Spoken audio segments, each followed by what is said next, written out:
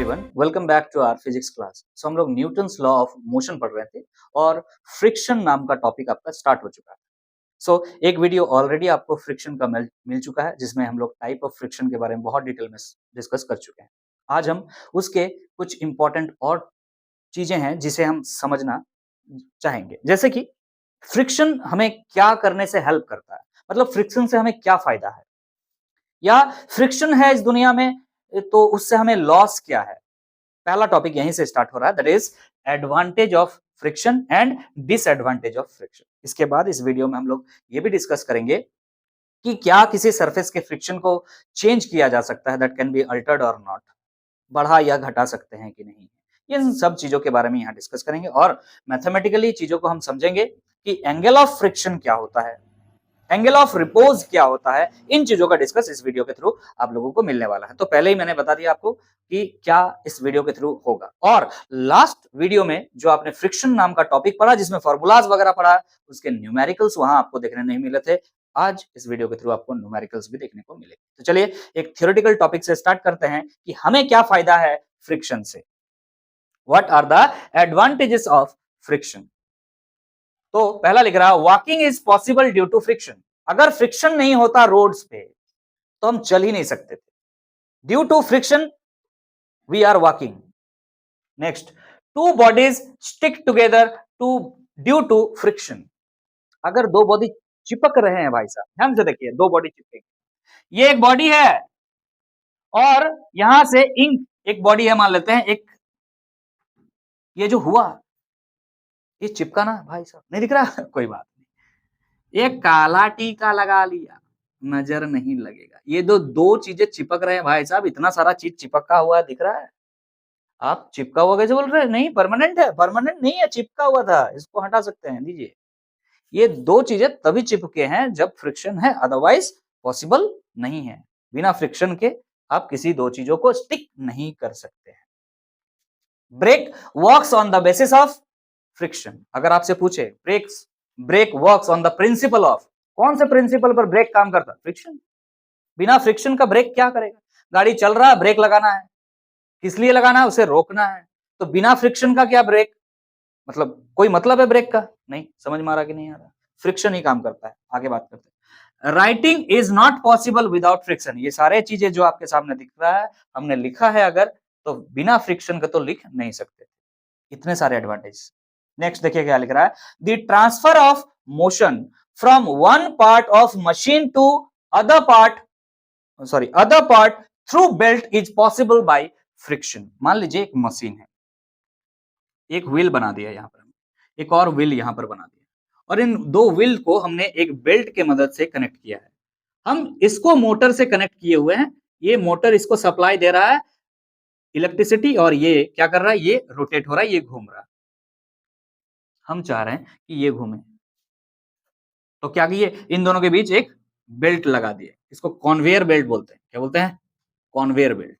अब ये बेल्ट क्या करेगा? ये चूंकि रोटेट करेगा, तो इस वजह से चूंकि ये बेल्ट इसके साथ कनेक्टेड है, तो बेल्ट भी आगे की तरफ मूव करेगा। जैसे बेल्ट आगे की तरफ मूव करेगा, ये भी क्या करेगा? रोटेट करेगा। समझ में आ रहा कि नहीं आ रहा? So this belt is called as conveyor belt. और आप देख रहे हैं कि अगर इस बेल्ट और इस व्हील के बीच में फ्रिक्शन नहीं होता तो क्या ये वाला व्हील घूमता? नहीं। समझ में आ रहा कि नहीं आ रहा? पॉसिबल नहीं था, तो ड्यू टू फ्रिक्शन ऐसा हो रहा। आगे बात करते हैं। तो ये सारे बहुत सारे एडवांटेजेस हैं। हम दौड़ पा रहे हैं, अगर दौड़ ही नहीं पाते तो क्रिकेट कैसे खेलते हैं, है ना? कुछ नहीं कर पाते भाई साहब। डिसएडवांटेज क्या है? चलिए इसके बारे में बात करते हैं। कुछ एग्जांपल्स यहां पर लिखा हुआ, और भी बहुत सारे हो सकते हैं, ठीक है कि नहीं?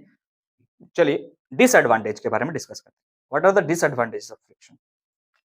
Friction always opposes relative motion. दो ऑब्जेक्ट के बीच में जो मोशन होता है उसे हम रिलेटिव मोशन कहते हैं। ध्यान दीजिएगा, ये हमने एक ऑब्जेक्ट बनाया, ये हमने एक ऑब्जेक्ट बनाया, तो ध्यान दीजिएगा इन दो ऑब्जेक्ट के बीच में कांटेक्ट है। यस और no? This is the contact surface. हो सकता है कि ये बॉडी 10 मीटर पर सेकंड से आगे चलना चाह रहा है और ये बॉडी 2 मीटर पर सेकंड से आगे चलना चाह रहा है। यस और हो सकता है ना? तो इन दोनों के बीच का जो मोशन होगा उसे क्या कहेंगे? रिलेटिव मोशन होगा। ये भी आगे बढ़ रहा है, वो भी आगे बढ़ रहा है, ऐसा जरूर नहीं कि ऑपोजिट डायरेक्शन में चला, ऐसा नहीं है बिल्कुल। क्लियर है कि नहीं? हो सकता है दोनों बॉडी चलने का कोशिश कर रहा है, ये बॉडी 2 मीटर पर सेकंड के स्पीड से चलना चाह रहा है और ये बॉडी 10 मीटर पर सेकंड के स्पीड से चलना चाह रहा है। इन दोनों के बीच क्या है? रिलेटिव मोशन है, फ्रिक्शन होगा ना। हो सकता है ये बॉडी चूंकि ज्यादा फास्ट चलने का कोशिश कर रहा है, स्लाइड करके आगे जाने का कोशिश करेगा, ऑब्वियसली ये भी चल रहा है बट उसको स्लाइड करके आगे जाने का कोशिश करेगा। तो हमेशा ये जो स्लाइडिंग वाला बात आया, अभी हमने बोला कि क्रॉस करके जाने का कोशिश करेगा, उसको ये रोकता है।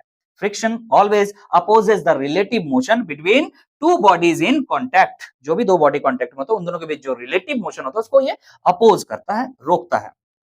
इस वजह से क्या कह रहा है? Therefore extra energy has to be spent in overcoming the friction. This reduces the efficiency of machine. बोलने का मतलब क्या है? अगर ये मशीनरी पार्ट, चलिए एक एग्जांपल देते हैं मशीनरी पार्ट का, तब आपको समझ में आएगा कि बहुत सारे मशीन होते हैं। हाँ हाँ, दुनिया में बहुत सारी मशीन, ठीक है। एक मशीन हम ले रहे हैं, ध्यान दीजिएगा, जिसमें एक व्हील है इस तरह का, ठीक है, और इसमें इस तरह से इसका टिथ निकला हुआ, ठीक है, इस तरह से टिथ निकला हुआ। आप इसको इलेक्ट्रिसिटी सप्लाई दे रहे हैं, ये रोटेट करेगा, ये रोटेट करेगा, इसमें कोई दिक्कत नहीं है, ठीक है कि नहीं? समझ में आ रहा है? माहौल साइलेंट है, ध्यान से समझिएगा। एक और हमने यहां पर, अरे इसको गियर बोलते हैं, याद करो क्या बोलते हैं? गियर। यहां पर एक और हम व्हील लगा रहे हैं जिसमें भी क्या है? टिथ है, ठीक है कि नहीं? अब क्या होगा? ठीक है, अब क्या होगा?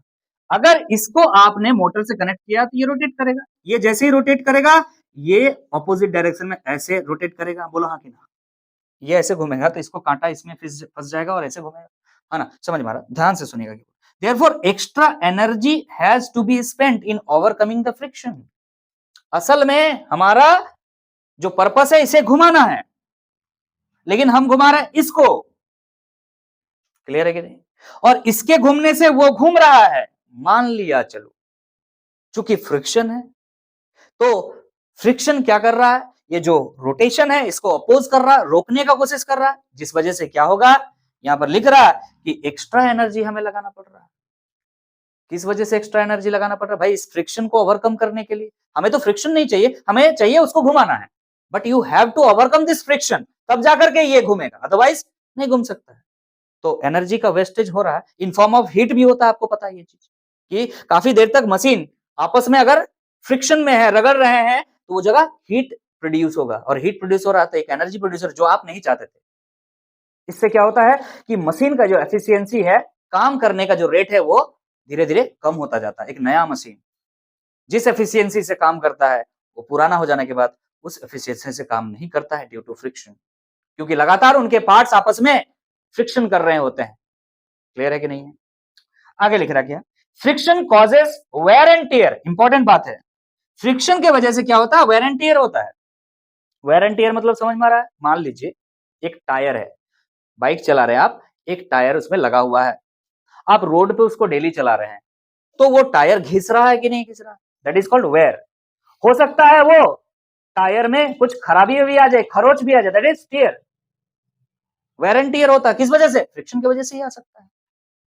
तो इस वजह से आपको काफी दिन आप टायर यूज कर लेते हैं, 5-6 महीना या साल भर या 2 साल भर, उसके बाद आपको चेंज करना पड़ता है। अगर फ्रिक्शन ना ही होता है तो चेंज ही नहीं करना पड़ता, तो आप घुमा करके बोलिएगा अगर फ्रिक्शन नहीं होता तो चला ही नहीं पाते। सही बात है, लेकिन हमारे पास एक ऑप्शन ये है कि ऐसा इसको मेंटेन करके रखे फ्रिक्शन को कि ना काफी ज्यादा हो ना काफी कम हो, हमारा लायक बन जाए। तो उसको भी बात करेंगे आगे कि हमारा लायक क्या हो जाएगा।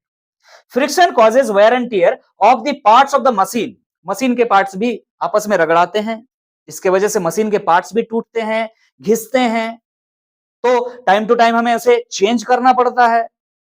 वही बात लिख रहा है, दस दस देयर लाइफ टाइम रिड्यूसेस। जब भी ऐसा मशीन हो कि अगर रगड़ रहा है भाई, अगर रगड़ने वाले दो पार्ट्स हैं, स्लाइडिंग वाले दो पार्ट्स है, उसको टाइम टू टाइम आपको चेंज करना ही पड़ेगा, कोई उपाय नहीं। पूरा मशीन तो आप नया खरीद नहीं सकते ना, उन पार्ट्स को ऐसा बनाया जाता है कि कम दाम में आ जाए। क्लियर है कि नहीं है? समझ में आ रहा है कि नहीं यार? आगे बात करते हैं। It results in production of heat which causes damage to machine, already discuss कर चुके हैं भाई। दो पार्ट्स ऑफ मशीन अगर स्लाइड कर रहे हैं, आपस में रगड़ रहे हैं, तो क्या होगा, हीट प्रोड्यूस होगा, और हीट प्रोड्यूस होने से वो एनर्जी का एक तरह का लॉस है जो हम नहीं चाहते थे, और जो मशीन है वो भी डैमेज होगा। सिंपल सी बात है, क्लियर है कि नहीं है?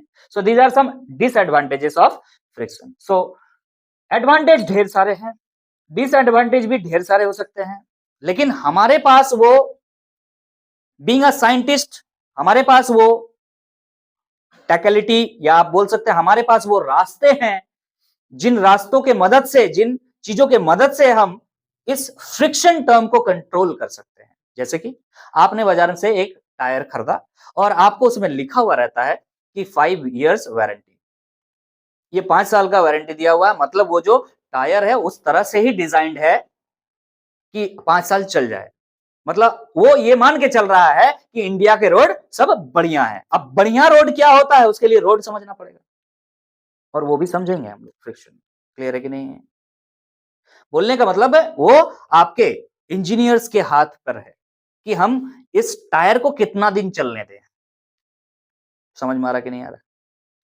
मतलब ऐसा भी होता है क्या कि इंजीनियर्स को बता दिया जाता है कि 5 साल से ज्यादा ये टायर चलना नहीं चाहिए, वैसे ही बनाना, क्योंकि भाई टायर कंपनी को चलना है ना, जिंदा रहना है ना उसको। कि एक टायर आपने बना दिया 50 साल चल रहा है, तब तो बड़ा मुश्किल हो गया, वो टायर कंपनी बंद हो जाएगा भाई। कितना अच्छा, मतलब इतना भी अच्छा नहीं बनना चाहिए, है ना? सो बीइंग एन इंजीनियर हम इस बात को समझते हैं, हम भी पहले टाटा में जॉब करते थे, तो हमें भी इस बात का पता है। वहाँ टायर तो ऑब्वियसली नहीं बन रहा होता था, लेकिन जो भी चीजें होती थी, अब हम उतना ज्यादा ओपन तो कर नहीं सकते, लेकिन इतना ही कह सकते हैं कि वैलिडिटी जो होता है वो लिमिटेड होता है, और वो वैलिडिटी के अकॉर्डिंग ही हमें कॉम्पोजिशन दिया जाता है कि इन इन चीजों को हमें मिलाना है। हम चाहें तो उसका वैलिडिटी और अच्छा कर सकते थे, और अच्छा होता भी था। बहुत तरह के क्वालिटी के मटेरियल्स बनते थे, उसके अकॉर्डिंग कॉस्ट भी होता है। कॉस्ट क्यों होता है ज्यादा? मतलब अच्छा बना दिए इस वजह से नहीं, आपका ज्यादा दिन चलेगा इस वजह से आपसे ज्यादा पैसा लिया जाता है, क्योंकि आप काफी दिन के बाद दोबारा इस चीज को परचेस करने वाले हैं, इस वजह से आपसे ज्यादा पैसा पहले से ही लिया जाता है। सो व्हाटएवर, हम लोग अब उन चीजों के बारे में डिस्कस करेंगे जिससे हम फ्रिक्शन को चेंज कर सकते हैं या कम कर सकते हैं, बोल सकते हैं। फ्रिक्शन को कम करने से क्या होगा, वेयर एंड टियर कम होगा टायर पे। एक एग्जांपल दे रहे, टायर, मशीन के कोई भी पार्ट्स में अगर इस तरह के चीजों को हम करें कि फ्रिक्शन कम हो जाए, तो उससे हीट प्रोड्यूस कम होगा, वेयर एंड टियर कम होगा। बोलने का मतलब अलग अलग नट एंड बोल्ट्स बार बार खरीद के हमें लगाने नहीं पड़ेंगे। So these are some terms, आगे हम डिस्कस करेंगे नेक्स्ट स्लाइड में, ध्यान दीजिए। अब हम आगे बढ़ रहे हैं, ध्यान दीजिएगा। अब हमें समझना है methods of changing friction. Friction को बदल कैसे सकते हैं, बढ़ा घटा कैसे सकते हैं? तो सबसे पहले हम घटाएं कैसे, इस बात पर बात करेंगे। We can reduce friction.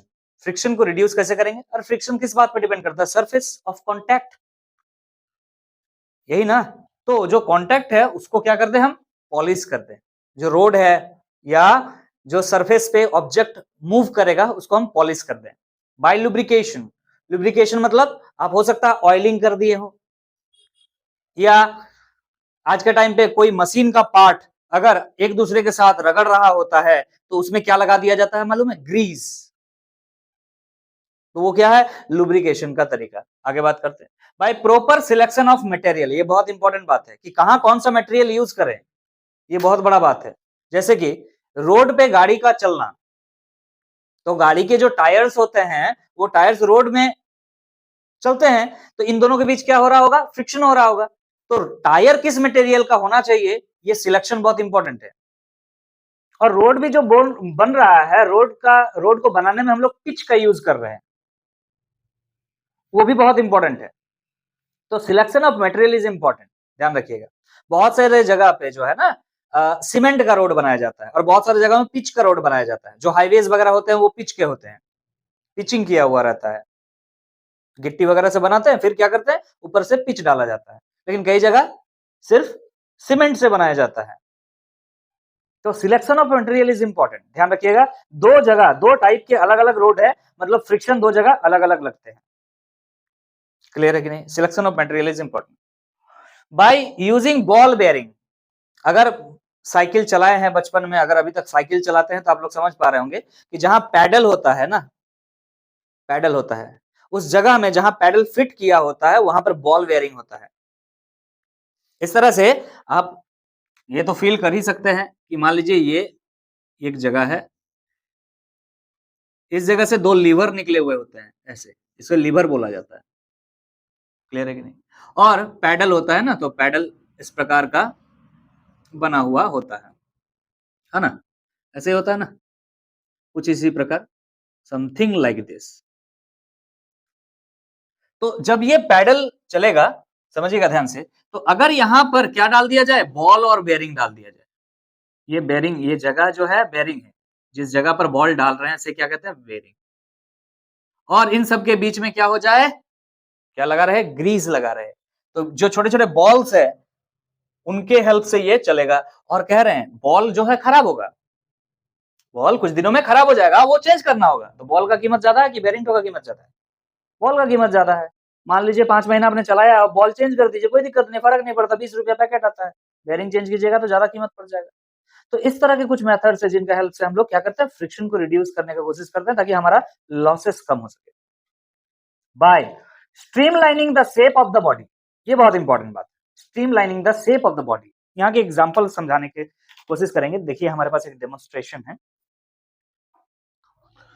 ये देखिए एक ऐसा ऑब्जेक्ट है जिसमें क्या है, यहां पर एंगल है, दिख रहा है आपको, कोना है जिसको बोल सकते हैं, एंगल है। और मार्कर का यूज कर लेते हैं इसमें। ये एक सिलिंड्रिकल ऑब्जेक्ट है, इसमें कोई कोना नहीं है, एंगल नहीं है।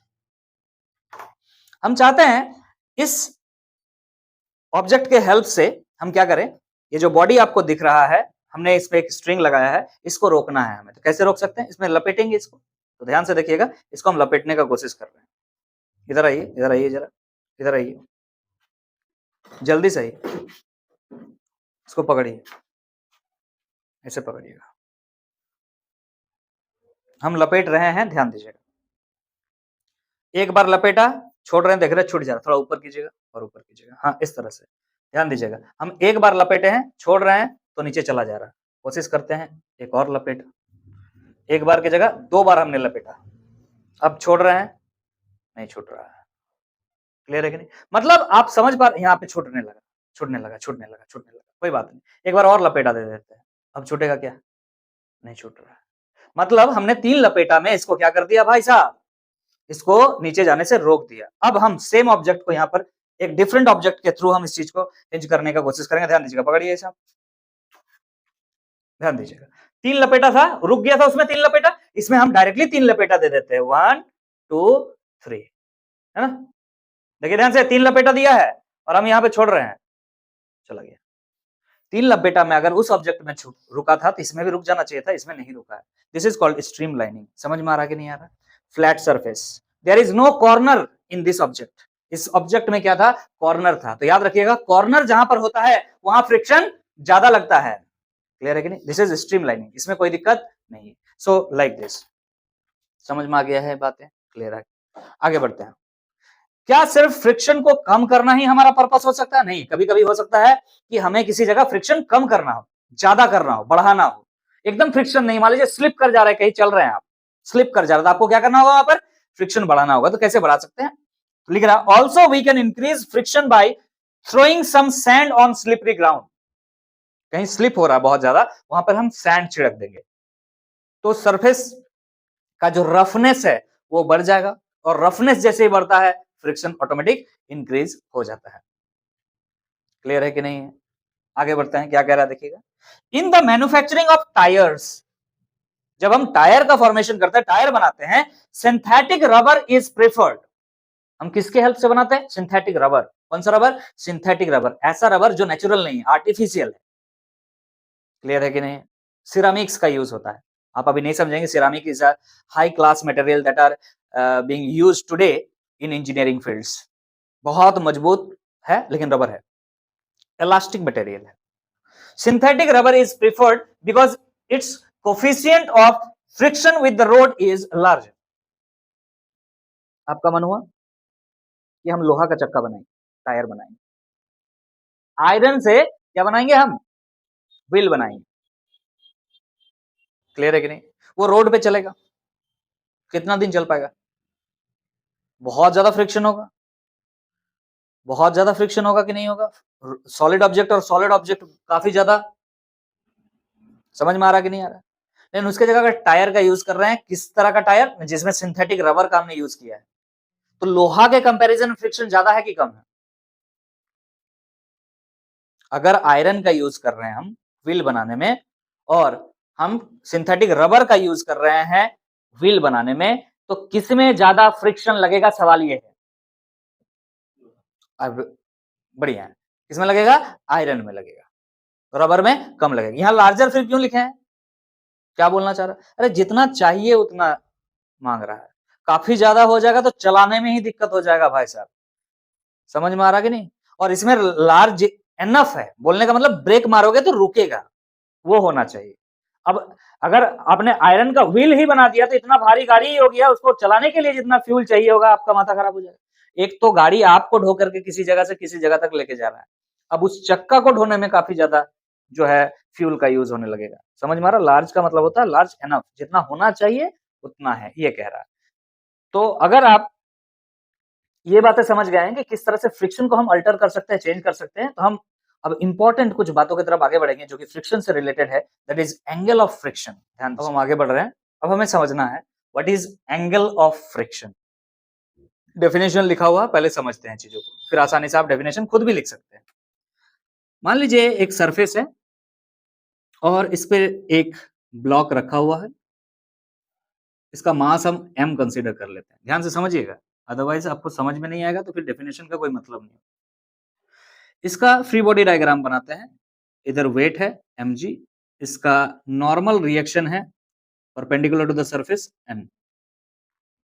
इस ब्लॉक पर हमने एक फोर्स लगाया, this is applied force F। इसका मतलब ये बॉडी टेंड करेगा फोर्स के डायरेक्शन में चलने के लिए, और हम कह रहे हैं कि ये बॉडी चल रहा है। अगर ये बॉडी चल रहा है तो ऑब्वियसली इसके ऑपोजिट डायरेक्शन में, कहां पर? पैरेलल टू द सरफेस में, parallel to the surface and opposite to the applied force, एक फ्रिक्शन फोर्स आएगा जिसे आप फोर्स ऑफ फ्रिक्शन कहते हैं। और कौन सा force of friction? Kinetic. Clear है कि नहीं है? समझ में आ रहा है? लेकिन अगर आपसे ये बात बोले कि नहीं स्लाइड नहीं किया है, लेकिन इतना फोर्स तो हम लगा रहे हैं कि अब वो स्लाइड हो जाएगा, तो उसको हम क्या कहते हैं? स्टैटिक फ्रिक्शन ही कहते हैं, लेकिन उसका मैक्सिमम वैल्यू है, अभी ये एक्सेलरेट नहीं हुआ है। जस्ट अब इसके बाद अगर फोर्स लगा देंगे तो क्या हो जाएगा? स्लाइड कर जाएगा। क्लियर है कि नहीं है? So this is limiting friction. आगे बात करते हैं। यहां पर आपसे पूछ रहे हैं कि ये जो सरफेस फोर्स लगा रहा है, कौन सा फोर्स लगा रहा है? सर सरफेस दो फोर्सेस लगा रहे हैं। एक तो ये फोर्स फ्रिक्शन, ये सरफेस इस बॉडी पर एक फ्रिक्शन फोर्स लगा रहा है। दूसरा आपने अभी बताया नॉर्मल फोर्स, ये नॉर्मल फोर्स भी कौन लगा रहा है? सरफेस ही लगा रहा है। तो सरफेस के यहां दो फोर्सेस है जिसको आपको दिख रहा है, एक नॉर्मल है और एक फ्रिक्शन है। इन दो सरफेस के फोर्स का जो रिजल्टेंट सरफेस फोर्स है उसको आपको निकालना है सबसे पहले। तो रिजल्टेंट फोर्स क्या होगा? सर इनके बीच से कहीं से होगा, हाँ ना? लेट सपोज ये है रिजल्टेंट फोर्स, मान के चलिए इसका नाम S दे देते हैं, R देते हैं, बट R का मतलब रिएक्शन भी हो जाता है तो बच्चा कंफ्यूज करता है, इसलिए S दे रहे हैं। आप कुछ भी दे दीजिए, ABCD जो मन। क्लियर है कि नहीं? S दे दिया। सो this is what? This is the resultant of friction force and normal force. कौन सा फ्रिक्शन? लिमिटिंग फ्रिक्शन है। क्लियर है कि नहीं है? आप बोल सकते हैं resultant of what? Resultant of surface forces. Surface force यहां कौन कौन है? एक लिमिटिंग फ्रिक्शन और दूसरा नॉर्मल फोर्स। अब सुनो ध्यान से, हमें समझना है what is angle of friction. तो याद रखिएगा, ये जो आपको रिजल्टेंट फोर्स दिख रहा है of this and this and normal, resultant force and normal के बीच में जो एंगल है, इसे ही क्या कहा जाता है? Angle of friction, theta. Definition को पढ़िएगा, देखिएगा। It is the angle which resultant of limiting friction and normal reaction, resultant of limiting friction and normal reaction, this one makes with the normal reaction। मतलब ये जो resultant है ये normal के साथ कितना एंगल बना रहा है, इसी को क्या कहते हैं? Angle of friction. सो हम लिख सकते हैं by definition, by definition theta is angle of friction.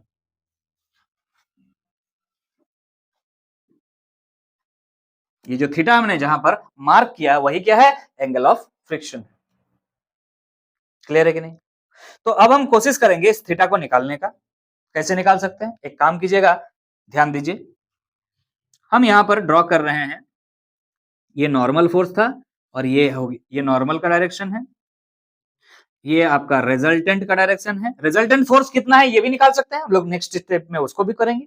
फिलहाल हम एंगल पर बात कर लेते हैं। यहां पर हम क्या करते हैं, इसको मिलाते हैं, तो ध्यान दीजिएगा, ये एंगल क्या है, थीटा है, ये एंगल क्या है, थीटा है। क्लियर है? So this is S vector, this is N vector, vector ही है ना। रिजल्टेंट क्या होता है, रिजल्टेंट का डायरेक्शन वो देख रहे हैं, मैग्नीट्यूड भी निकाल सकते हैं, डायरेक्शन इधर है। तो ये थीटा कैसे निकलेगा, एक काम करते हैं, टेन थीटा निकालते हैं हम लोग। टेन थीटा इक्वल टू क्या हो जाएगा, बोलो जरा, पी बाई बी।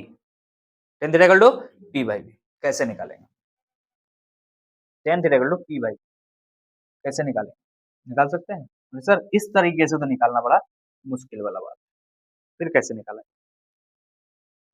कोई तरीका होगा? टेन थीटा हमें निकालना है, कैसे निकालिएगा जरा बताइए।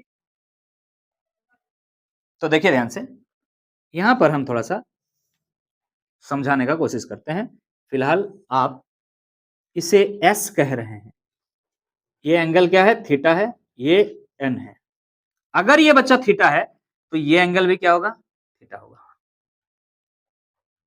कोई दिक्कत समझ में आ रहा है? हाँ, इधर क्या लग रहा है, फोर्स एफ है, दिस फोर्स। क्लियर है कि नहीं है? इधर क्या है, सर फ्रिक्शन है, limiting friction, F S max मतलब लिमिटिंग फ्रिक्शन। यहां तक तो कोई दिक्कत आपको नहीं होना चाहिए, ठीक। अब सुनो ध्यान से, इसके जस्ट पैरेलल हमने एक लाइन यहां पर बनाया, इसको थोड़ा और नीचे लेके चला गया, इसके जस्ट पैरेलल एक लाइन बनाया, ये फोर्स जो लाइन है इसके जस्ट पैरेलल एक नीचे लाइन बनाया। थीटा के सामने वाला क्या हो जाएगा, पी। हाँ कि ना, टेन थीटा इक्वल टू क्या होता है, पी बाई बी, यही ना। तो ये पी हो गया। क्लियर है? ये पूरा 90 डिग्री है, पूरा 90 डिग्री है, तो ये पूरा 90 डिग्री है। दिस इज पी बाई, ये तो एच हो जाएगा, ये बी होगा। हाँ ना बोलो, ये क्या है, एफ है। अरे बोल रहे हैं यार, ये फोर्स है तो ये एफ मतलब क्या हो गया, एज वर्किंग एज पी, और ये क्या हो जाएगा, बी। ये तो एच है, दिख रहा है, ज्यादा लेंथ होता है तो वो क्या होता है, एच होता है, हाइपोटेन्यूज होता है। सो पी बाई बी, ये क्या है, एन है, तो ये भी क्या होगा, एन होगा। अरे समझ में आ रहा है कि नहीं यार? तो आप लिख सकते हैं tan theta equal to F by N, ये एन है सर, माइनस एन है। वाह, बहुत बढ़िया बात है। हम मैग्नीट्यूड का बात कर रहे हैं कि कितना है। अगर ऊपर आपने लिया है एन तो नीचे भी क्या है, एन। डायरेक्शन तो है ही, दिख रहा ऑपोजिट है। अगर ये एफ है, ये एन है, तो क्या हो जाएगा, tan theta equal to P by B, so F by N. Clear है? क्लियर है? ठीक। सर और कोई उपाय नहीं है क्या निकालने का?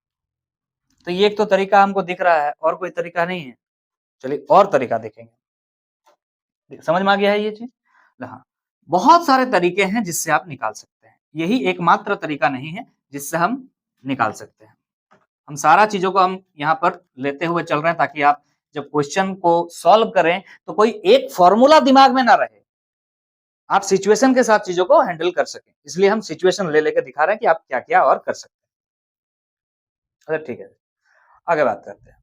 अगर हमारे पास यही है सिर्फ, तो ये बात करते हैं कि मान के चलिए, ध्यान दीजिएगा, ये रहा रिजल्टेंट एस और ये रहा नॉर्मल एन, ये रहा थीटा। ध्यान दीजिएगा, ये क्या है, limiting friction F S max. Clear है कि नहीं है? ठीक है। क्या आपने जैसे उस फोर्स का उधर पैरेलल लिया था, इस फोर्स का इधर पैरेलल नहीं ले सकते हैं? ले सकते हैं कि नहीं? एक काम करते हैं, यहां पर एक लाइन हम पैरेलल बना, tan theta equal to, tan theta equal to क्या होता है, पी बाई बी। सामने वाला क्या है, पी, और ये वाला क्या है, बी। तो ये वाला किसके पैरेलल है, इसके पैरेलल है। तो यहां पर क्या लिख सकते हैं, सिंपली एफ एस मैक्स। बोलो हाँ कि ना, बोलो समझ में आ रहा कि नहीं? ये भी हो गया और P हो गया ये, P हो गया ये और B हो गया N। कोई दिक्कत? क्लियर है? चलिए बढ़िया, आगे बात करते हैं।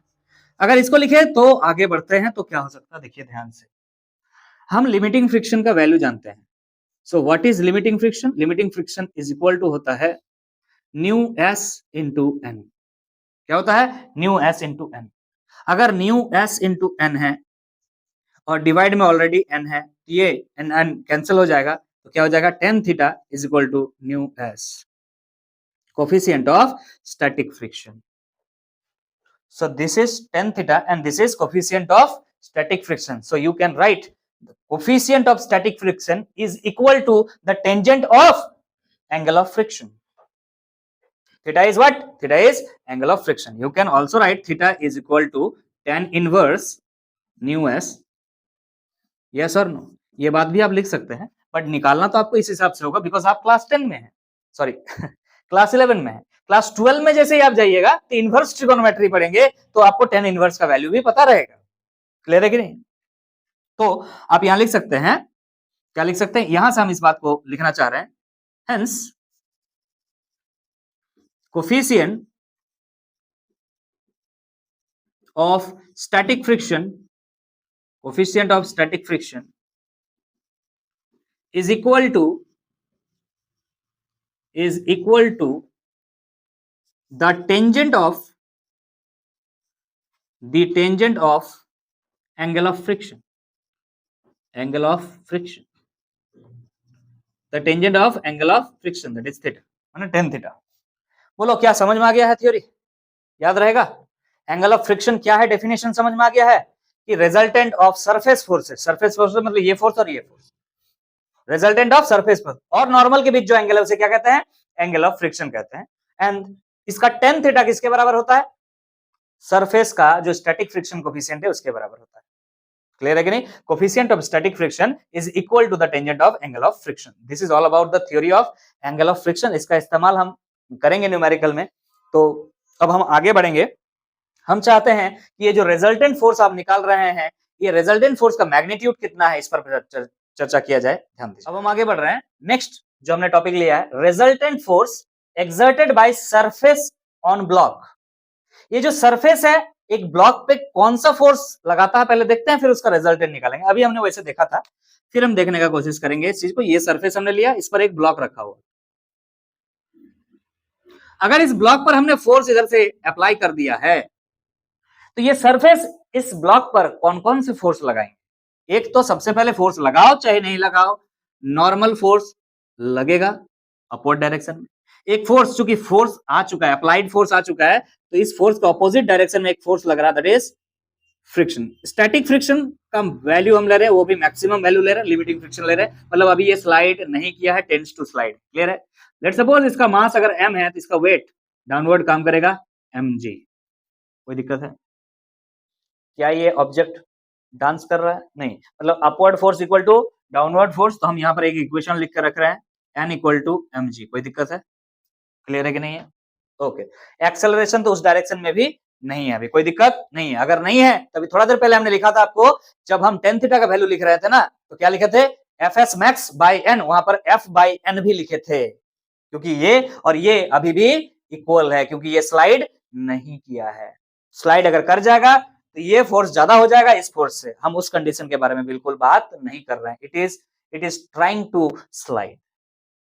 समझ में आ रहा कि नहीं आ रहा? अभी थोड़ा देर पहले tan थीटा निकाला था ना बच्चा, क्या लिखे थे? f by n और एक बार fs max by n, दोनों ही लिख सकते हैं हम लोग। क्लियर है कि नहीं? आगे बात करते हैं।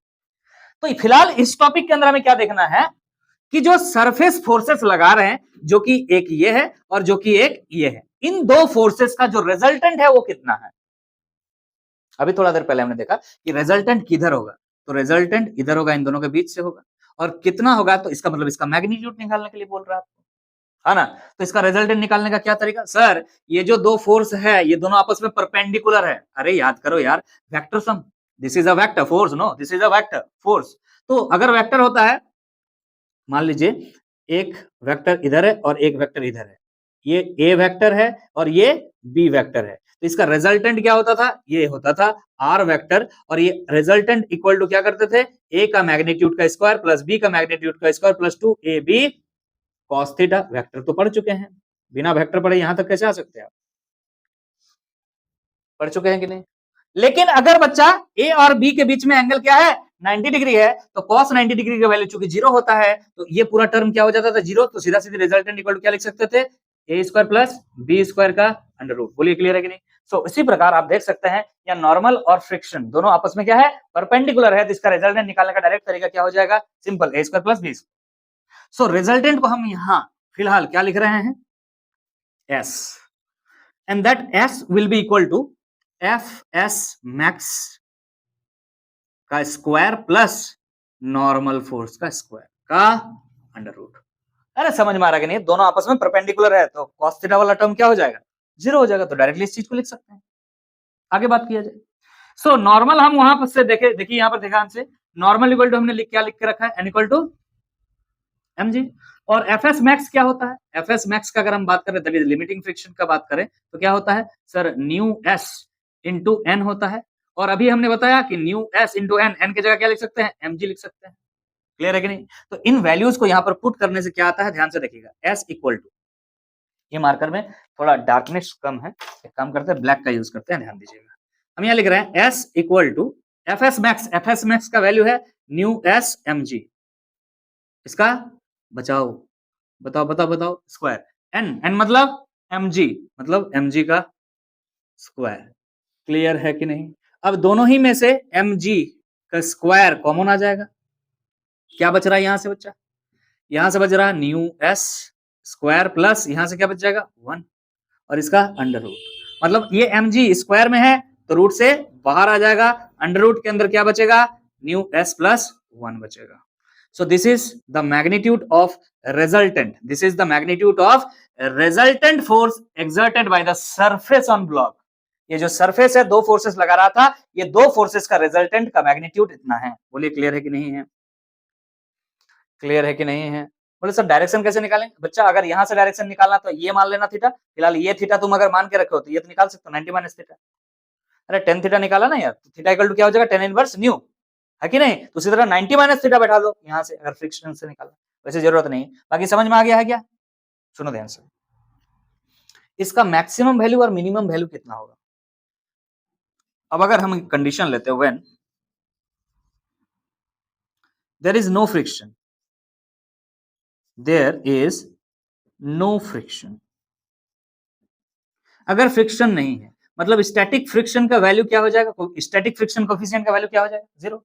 अगर ये जीरो हो जाएगा तो पूरा टर्म क्या आ जाएगा, एस, वो कि क्या होगा, मिनिमम होगा। मिनिमम वैल्यू कितना हो जाएगा, mg के इक्वल हो जाएगा, ध्यान रहेगा। ये जो रिजल्टेंट फोर्स है मिनिमम इसके वेट के इक्वल होता है, मिनिमम तो इतना लगेगा। क्लियर है। मैक्सिमम कितना होगा, मैक्सिमम, मैक्सिमम कितना हो सकता है, इस पर भी चर्चा किया जा सकता है। दिस इज मैक्सिमम, यस और नो आप कह सकते हैं। तो मैक्सिमम क्या होगा, हो सकता है इसका वैल्यू, मैक्सिमम कुछ भी हो सकता है यार। तो आप कह सकते हैं मिनिमम वैल्यू अगर निकाल लिए हैं तो डायरेक्टली आप लिख सकते हैं इसका रेंज क्या है, रेंज क्या होगा, मिनिमम और मैक्सिमम को लिख सकते हैं एक ही बार। ये जो एस है रिजल्टेंट फोर्स है, इसका वैल्यू हमेशा mg से ज्यादा या इसके इक्वल होना चाहिए मिनिमम वैल्यू, और किससे कम होना चाहिए, इस वैल्यू से कम होना चाहिए, that is mg root under mu S plus 1 से कम होना चाहिए, या इक्वल भी हो सकता है, इक्वल भी काफी साइन दिए हैं, लेस देन इक्वल टू और ग्रेटर देन इक्वल टू दिया हुआ है। बोलिए ये रेंज है इसका, किसका, the magnitude of friction force and normal force. Clear है कि नहीं। अगर आपको ये बात समझ में आ गया, बहुत सारी बातें हम यहाँ पर चर्चा कर दी, आउट ऑफ कॉन्टेक्स्ट भी है बहुत सारी चीजें, उतना चीजें आपको पूछा भी नहीं जाता है। अब हमें एक और नया टर्म के बारे में सीखना है। अभी हमने क्या सीखा, एंगल ऑफ फ्रिक्शन सीखा, अब हमें सीखना है एंगल ऑफ रिपोज। क्या है ये समझने का कोशिश करेंगे, और पहले ही बता दें ये दोनों आपस में इक्वल होते हैं, बट हमको प्रूफ करना होगा। तो चलिए आगे बढ़ेंगे, हम आगे बढ़ रहे हैं, ध्यान दीजिएगा। नेक्स्ट हमारा टॉपिक है एंगल ऑफ रिपोज, इस बात को समझना है। डेफिनेशन लिखा हुआ, पहले चीजों को समझ लेते हैं, आसानी से फिर समझ में आ जाएगा। सबसे पहले एक अपने सरफेस लिया जैसे लेते थे, बट इस सरफेस को अब नहीं लेना है। कैसा सरफेस लेना है आपको, इंक्लाइंड सरफेस लेना है। इंक्लाइंड सरफेस मतलब इस तरह का सरफेस होता है। तो हॉरिजेंटल से ये इंक्लाइंड सरफेस कितना एंगल बनाया है, लेट सपोज हम मान लेते हैं अल्फा है। सर अल्फा है, सुनिए ध्यान से, अभी नहीं पता है कि कितना है। एक काम करते हैं, तुमको बेसिक से समझाने का कोशिश करते हैं, ठीक है, सुनो ध्यान से, बेसिक से समझाने का कोशिश करते हैं। ऐसा सरफेस है, ऐसा ब्लॉक रखा हुआ रहता है, ठीक, ऐसा रखा हुआ, हॉरिजॉन्टल है, ठीक है, ऐसे रखा हुआ। अब हम कह रहे हैं इस पर कोई फोर्स वगैरह कुछ नहीं लगाया, हमने कुछ फोर्स वगैरह इस पे नहीं लगाया, तो नहीं लगाया था, एज इट इज, जैसे ही जैसा रेस्ट पर है वैसा रेस्ट पर ये बना रहेगा, इसमें कोई दिक्कत नहीं है। लेकिन हम क्या कर रहे हैं, अब इस सरफेस को इस तरह से उठा रहे हैं, ठीक है, ऐसे उठा रहे हैं, ऐसे उठाते जा रहे हैं, तो क्या होगा बच्चा, समझ में आ रहा है कि नहीं आ रहा? हम कह रहे हैं ये सरफेस है, इस तरह से हमने इस ऑब्जेक्ट को ऐसे रखा है। अब एक तरफ से हम इस चीज को क्या करेंगे, हम उठाएंगे, एक तरफ से ऐसे उठाएंगे, उठाते जा रहे हैं, उठाते जा रहे हैं, उठाते जा रहे हैं, उठाते जा रहे हैं, एक सिचुएशन ऐसे आएगा जहां पर ये स्लाइड कर जाएगा। समझ में आ रहा कि नहीं आ रहा? तो वही बात कह रहे हैं कि पहले ऐसे रखा हुआ था, बट इसी को हम क्या कर रहे हैं, धीरे धीरे धीरे धीरे उठा रहे हैं। कहां तक उठा रहे हैं, जहां तक स्लाइड ना करे, तहां तक, मतलब मैक्सिमम कितना हो सकता है एंगल, जहां तक वो स्लाइड ना करे, उसके बाद स्लाइड कर जाएगा। तो उस एंगल तक हमने क्या किया है, इस ऑब्जेक्ट को उठाया है। सो जो रिजल्टेंट फिगर है उसको बनाने जा रहे हैं अब हम। पहले सरफेस ऐसे था, बट अब वो सरफेस मान लेते हैं ऐसा हो चुका है, यहां ब्लॉक है, अभी इससे ज्यादा अगर हम उठा दिए तो ये स्लाइड कर जाएगा। क्लियर है कि नहीं है? तो वो जो एंगल आपको यहां पे दिख रहा है, उसी एंगल को क्या कहते हैं, एंगल ऑफ रिपोज। लिख रहा है, ध्यान से सुनिएगा, it is the angle of the inclined plane with the horizontal such that a body placed on it is just begin to slide, just begin to slide. अब इससे ज्यादा अगर एंगल बनाइएगा तो ये क्या कर जाएगा, स्लाइड कर जाएगा। So this alpha is what, this alpha is angle of repose. तो हम लिख सकते हैं by definition, by definition alpha is angle of repose. अब इसको हमको कैलकुलेट करना है, कैसे कैलकुलेट करेंगे, तो इस बॉडी का फ्री बॉडी डायग्राम बनाएंगे हम। ध्यान दीजिएगा, मान लीजिए इस बॉडी का मास m है, सो इसका वेट mg इधर हो जाएगा, इस पर नॉर्मल रिएक्शन इधर है, क्लियर है ना? अगर ये mg है तो इस डायरेक्शन में, अगर ये mg है तो इधर क्या हो जाएगा, mg cos alpha, because this angle is alpha. बहुत बार बता चुके हैं, अब बताने की जरूरत नहीं, अगर ये अल्फा तो वो अल्फा होगा, अगर ये cos अल्फा तो इधर क्या हो जाएगा, sin अल्फा हो जाएगा, mg sin अल्फा। और ये जो mg sin अल्फा फोर्स है, इस ऑब्जेक्ट को इधर लाने का कोशिश कर रहा है। अगर इसको इधर लाने का कोशिश कर रहा है, इसका ऑपोजिट डायरेक्शन में एक फोर्स लग रहा है, कौन सा फोर्स, सर फ्रिक्शनल फोर्स। कौन सा फ्रिक्शन फोर्स, लिमिटिंग फ्रिक्शन, क्योंकि ये स्लाइड नहीं हुआ है, एफ मैक्स बोल सकते हैं इसको, इधर लिमिटिंग फ्रिक्शन लग रहा है। क्लियर है कि नहीं है, समझ में आ गया? सो ये पूरा फ्री बॉडी डायग्राम इसका बन के रेडी है। आप कह सकते हैं यहाँ पर जो नॉर्मल फोर्स है, नॉर्मल रिएक्शन है, वो किसके बराबर होगा, mg cos अल्फा के बराबर होंगे। कोई दिक्कत, समझ में आ गया है? अच्छा, एक बात बताइए, क्या ये बॉडी एक्सेलरेट कर रहा है? नहीं, हम बोल रहे हैं जस्ट बिगन टू स्लाइड, मतलब इसके बाद अगर अल्फा को बढ़ा दीजिएगा तब स्लाइड करेगा। अगर स्लाइड नहीं कर रहा तो आप लिख सकते हैं F S max equal to mg sin alpha, ये सर नो लिख सकते हैं। तो हम लिख सकते हैं यहाँ पे दो तरीके से इसको प्रूफ करके हम देंगे, ध्यान दीजिएगा। हम लिख सकते हैं, क्या लिख सकते हैं ना, F S max is equal to क्या हो जाएगा, mg sin अल्फा, लिख सकते हैं। और एफ एस मैक्स का वैल्यू हमें पता है क्या होता है, न्यू एस इंटू एन, क्या होता है, mu S into N, equal to क्या हो गया, mg sin अल्फा। यहाँ n जो है नॉर्मल रिएक्शन है, जो इसका वैल्यू यहाँ लिख के रखे हम लोग, तो न्यू एस इंटू एन की जगह हम लिख सकते हैं mg cos alpha is equal to mg sin alpha. यहां से ये mg और यहां से mg कैंसिल आउट हो गया, तो यहां से क्या बचा, mu S is equal to sine alpha, इधर है, इधर cos अल्फा चला जाएगा, तो sine alpha by cos alpha कितना हो जाएगा, tan अल्फा हो जाएगा, tan alpha equal to mu S हो जाएगा। मतलब आप कह सकते हैं कि अल्फा इक्वल टू क्या हो जाएगा, tan इनवर्स न्यू एस हो जाएगा। अरे गजब बात है। तो हम यहाँ पर क्या कह सकते हैं, tan alpha equal to mu S, मतलब कोफिशिएंट ऑफ स्टैटिक फ्रिक्शन, और कह सकते हैं लिमिटिंग फ्रिक्शन से ये फॉर्मूला निकला ना, तो coefficient of limiting friction is equal to the tangent of angle of repose. Alpha क्या है, एंगल ऑफ रिपोज है। मतलब अभी थोड़ा देर पहले बोले थे एंगल ऑफ फ्रिक्शन, और अभी आप बोल रहे हैं एंगल ऑफ रिपोज, किसके बराबर है, न्यू एस के बराबर है, कोफिशिएंट ऑफ स्टैटिक फ्रिक्शन के बराबर है। इसका मतलब ये टेन अल्फा जो था, जो है वो टेन थीटा के बराबर ही है। इस चीज को अलग तरीके से भी प्रूव कर सकते हैं, तरीका ये भी हो सकता है, मेथड 2 देखिए ध्यान से। मेथड 2 ये आप लिख सकते हैं, दिस इज मेथड 1। कैसे निकालेंगे, तो आप सीधा सीधे यहां से क्या निकालिए, टेन अल्फा निकालिए। कैसे निकालेंगे टेन अल्फा, बताइए जरा, यहां से टेन अल्फा कैसे निकाला जा सकता है। अभी तरीका आप देखे थे, क्या कर सकते हैं, टेन अल्फा ट्राइंगल मान लीजिए, इसको ट्राइंगल मान करके उसके बाद क्या कीजिए, बताइए जरा, टेन अल्फा इक्वल टू क्या होता था, F S max upon normal, ये हो जाएगा। अगर एफ एस मैक्स है तो एफ एस मैक्स क्या होता है, mu S into N by N, मतलब यहां पर क्या हो गया, M G cos alpha, N equal to क्या है, एम जी कॉस अल्फा, और यहां पर भी एन का मतलब क्या हो जाएगा, M G sine alpha, sorry N का मतलब तो कॉस अल्फा ही होता है ना, sorry M G cos alpha. तो यहाँ से एम जी कॉस अल्फा और M G cos alpha cancel out हो जाएगा, तो यहाँ से tan alpha is equal to क्या हो जाएगा, न्यू एस डायरेक्टली निकल सकता है। क्या आपने ये ट्राइंगल खोज पाया है यहाँ पर,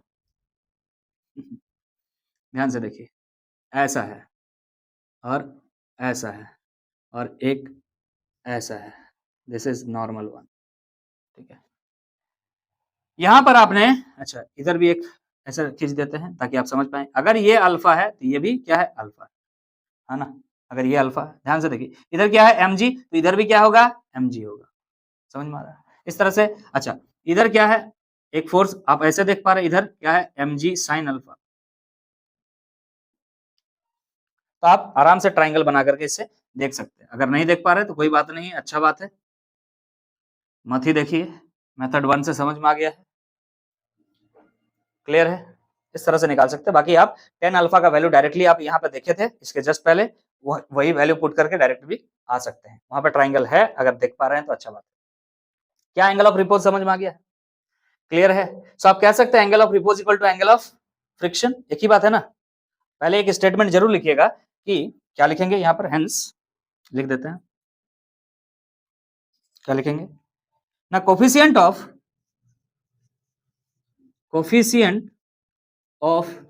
static friction is equal to tangent of angle of repose। और यही स्टेटमेंट हम थोड़ा देर पहले लिखे थे, वहां पे लिखे थे tangent of angle of friction, इसका मतलब एंगल ऑफ फ्रिक्शन जो है एंगल ऑफ रिपोज वही है। अरे tan theta equal to tan alpha होगा, देयरफॉर क्या लिख सकते हैं, tan theta is equal to tan alpha, so that आप ये बात भी लिख सकते हैं कि थीटा इक्वल टू अल्फा। सब लिख सकते हैं ना, angle of friction is equal to angle of repose. जहां जो दिया हुआ हो उस हिसाब से काम कीजिए, दोनों बराबर है। क्या क्लियर है। अगर आपको ये थ्योरीज क्लियर है तो अब हमारा ड्यूटी बनता है कि इस टॉपिक से रिलेटेड जो भी क्वेश्चंस बनते हैं, जैसे शुरुआत में ही हमने कहा इस वीडियो का पर्पस जो चीजें बचे हुए हैं फ्रिक्शन में उन चीजों को करना और साथ में न्यूमेरिकल प्रैक्टिस करना है। तो अब हमारा टारगेट होगा कुछ प्रॉब्लम्स फेस किया जाए इस टॉपिक से रिलेटेड। अब हम आगे बढ़ रहे हैं, ध्यान दीजिएगा, अब कुछ प्रॉब्लम्स हम बनाएंगे, सैंपल प्रॉब्लम ऑन फ्रिक्शन, सभी टाइप के प्रॉब्लम्स को मिक्स करेंगे, बेसिक से एडवांस लेवल तक। पहला सवाल हमने सिंपल एक लिया, बहुत simple. If a ladder weighing 250 Newton is placed against a smooth vertical wall, ये मान लीजिए एक वर्टिकल वॉल है ये, और ये फ्लोर है, ठीक है, इस पे आपने क्या रख दिया, एक लैडर रख दिया,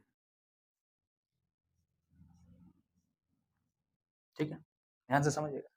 फिर से, if a ladder weighing 250 Newton is placed against a smooth vertical wall, smooth vertical wall ये है और एक फ्लोर पे हमने लग दिया, having coefficient of friction between it and the floor is 0.3।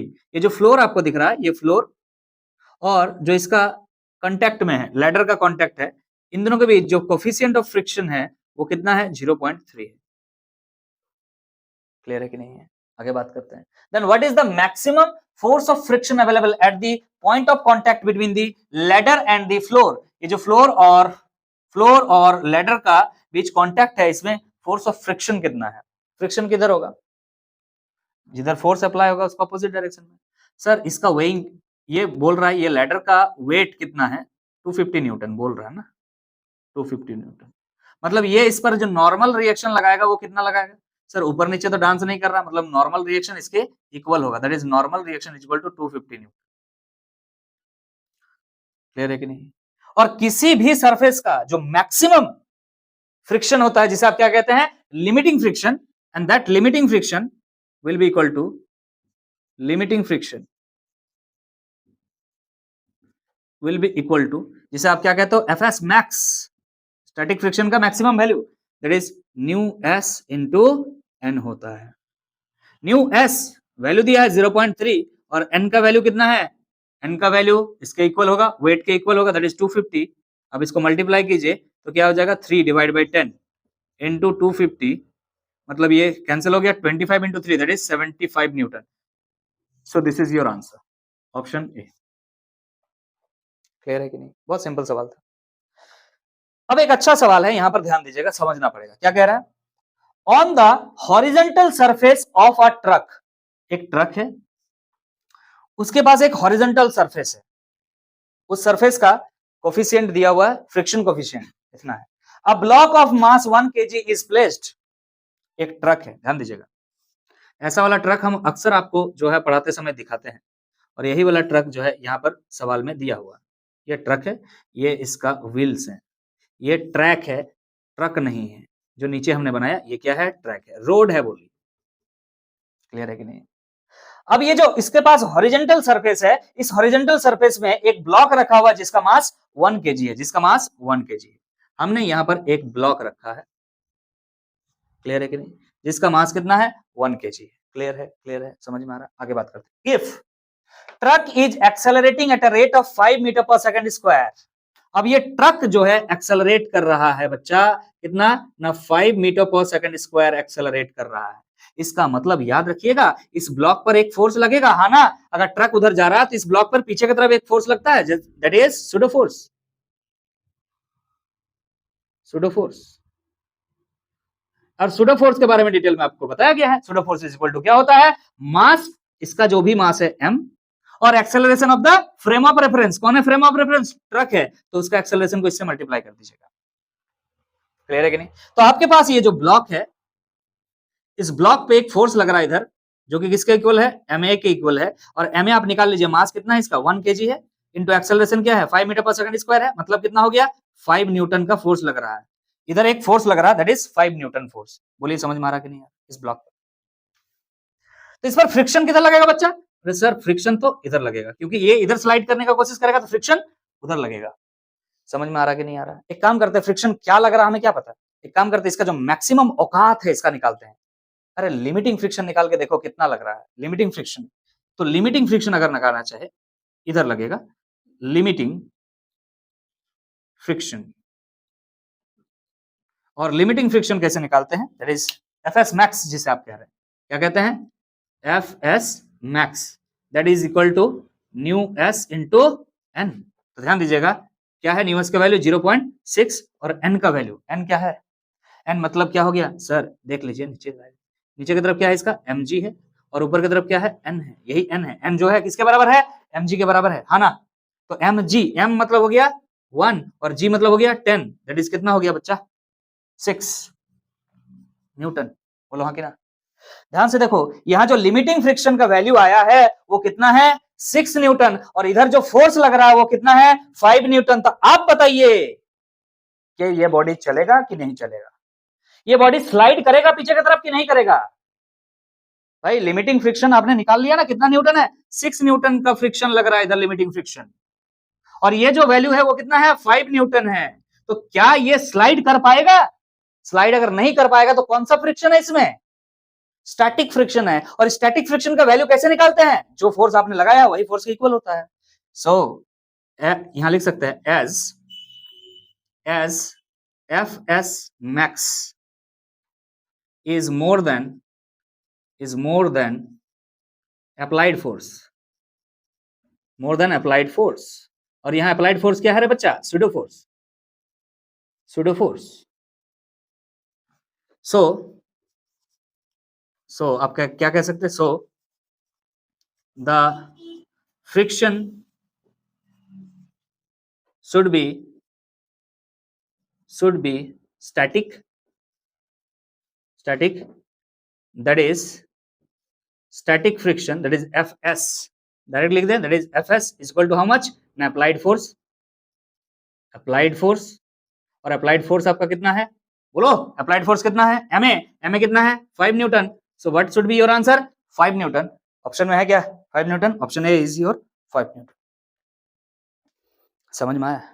ये 5 न्यूटन कब आएगा, जब आपका मैक्सिमम जो फ्रिक्शन है उससे अगर ज्यादा आ जाता है, तब तो हम क्या करते हैं, लिमिटिंग फ्रिक्शन का वैल्यू बैठाते हैं, और limiting friction is equal to क्या होता है, न्यू के इंटू एन बैठा करके निकालते हैं। फिलहाल उसको निकालने की जरूरत है ही नहीं, क्योंकि हमारा लिमिटिंग फ्रिक्शन को क्रॉस करने वाला फोर्स यहाँ पे लगाया ही नहीं।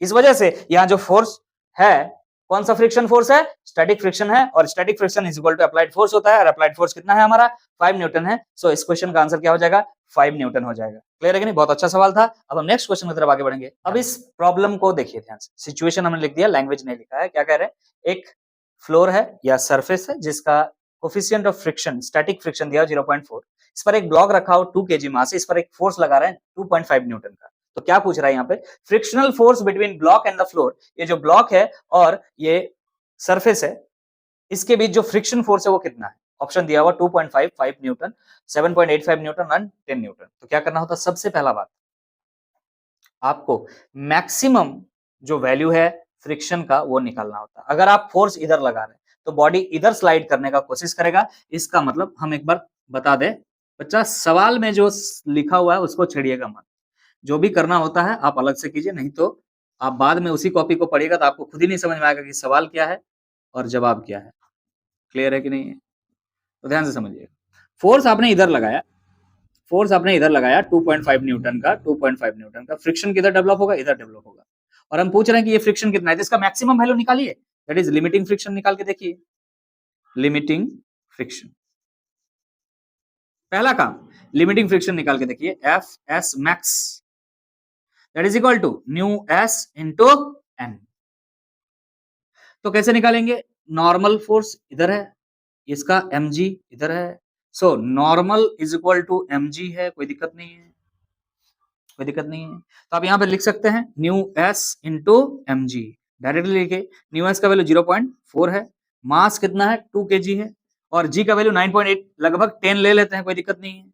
0.4 इंटू 10 दैट इज 4, 4 इंटू 2 लगभग कितना आ जा रहा है, 8 आ जा रहा ना। और अगर एग्जैक्टली देखे ना तो वैल्यू आता है 7.84, 7.84 या 85 न्यूटन आ रहा है, 84।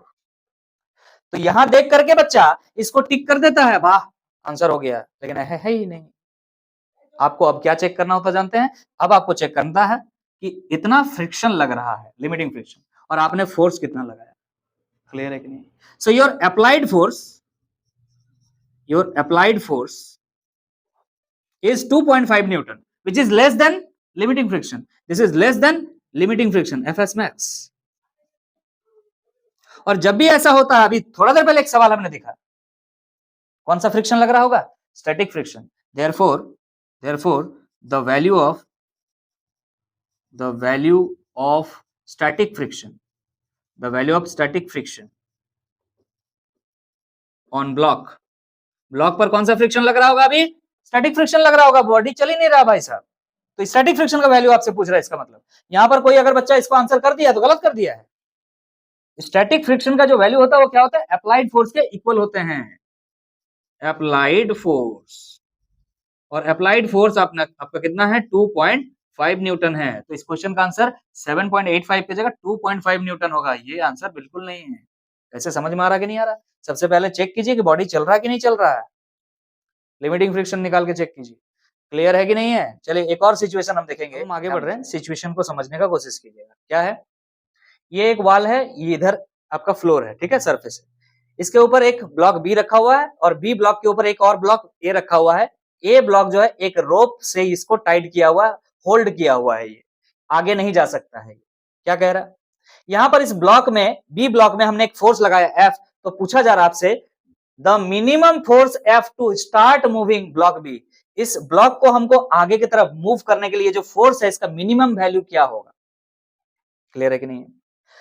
ब्लॉक ए और ब्लॉक बी दोनों का मास दिया हुआ, mass of block A is 100 KG, mass of block B is 200 KG. साथ में ये जो सरफेस आपको दिख रहा है, इसका कोफिशिएंट ऑफ स्टैटिक फ्रिक्शन दिया हुआ है, और ये जो सरफेस है इसका भी कोफिशिएंट ऑफ स्टैटिक फ्रिक्शन, मतलब ए और बी के बीच भी कांटेक्ट है ना, तो उनका जो कोफिशिएंट ऑफ फ्रिक्शन है, स्टैटिक फ्रिक्शन है 0.2 है, और ब्लॉक बी और फ्लोर या ग्राउंड बोल सकते हैं के बीच स्टैटिक फ्रिक्शन क्या है? 0.2। कोफिशिएंट ऑफ स्टैटिक फ्रिक्शन दिया हुआ है 0.3, सॉरी 0.3। ये है कहानी। तो कितना मिनिमम फोर्स लगाना पड़ेगा? तो चलिए इसको सॉल्व करेंगे हम। क्वेश्चन को मत छेड़िएगा, देखिए ध्यान से।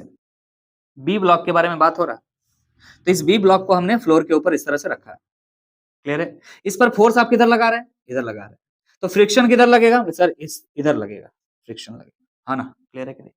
और कोई फ्रिक्शन नहीं लगेगा भाई साहब। ये सरफेस है, मान लिए यहां पर भी तो एक सरफेस कांटेक्ट में है, हाँ कि ना? ये बॉडी यहाँ पर जो है, ये बॉडी भी तो फ्रिक्शन लगाएगा इसके ऊपर, जो कि ऑपोजिट डायरेक्शन में होगा।